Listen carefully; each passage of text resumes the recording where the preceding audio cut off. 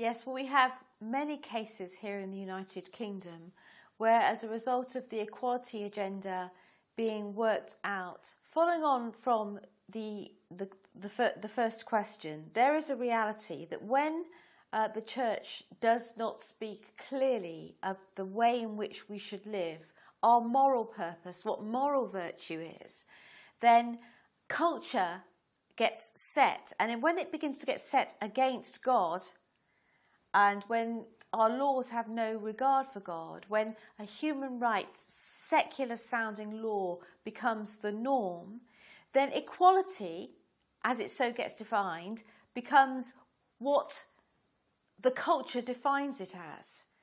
And if the culture views all sexuality as the same, if the culture views all belief systems as the same, then what follows next is that the laws will protect all sexuality in the same way. It will protect all faith systems in the same way. And that's what we have seen happen in the United Kingdom.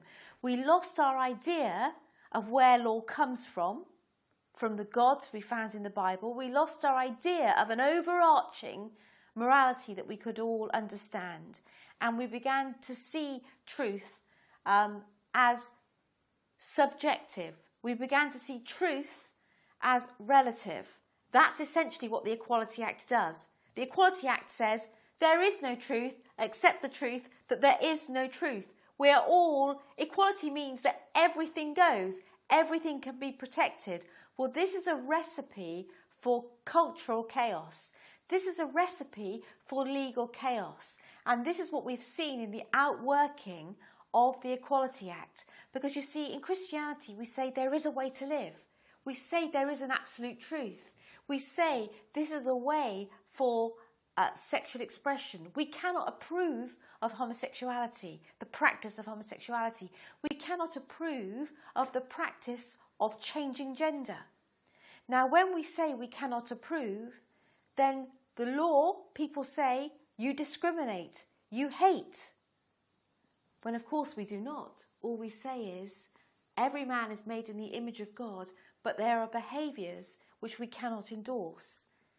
If you get to that point and you're a teacher, and the law says you must endorse this behaviour, you must endorse this person, then what we have is punishment for the person that will not say, homosexuality is good, transgenderism is good, homosexuality is normal, transgenderism is normal.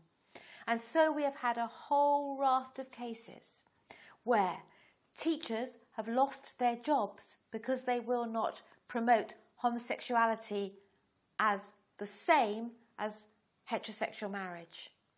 So teachers have lost their jobs. We've even had terrorism police arrive and visit teachers when they have said in the classroom that marriage is between a man and a woman.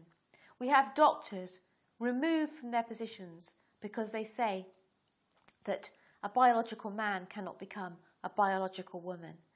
So these are things that we are seeing absolutely in our society at this time.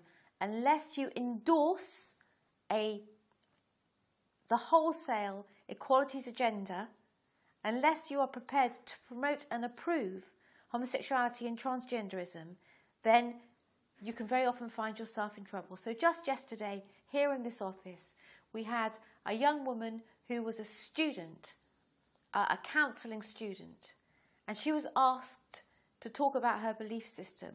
And when she said that she did not believe that marriage could be between two men or two women, she was removed from her counselling course.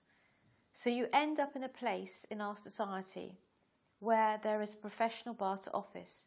Teachers, counsellors, doctors, social workers, unless you approve, then you will find yourself in trouble. That's the impact of the Equality Act, because it's very unequal. There's a hierarchy of rights, and it's the Christian expression that loses against homosexuality and transgenderism where it has been tested.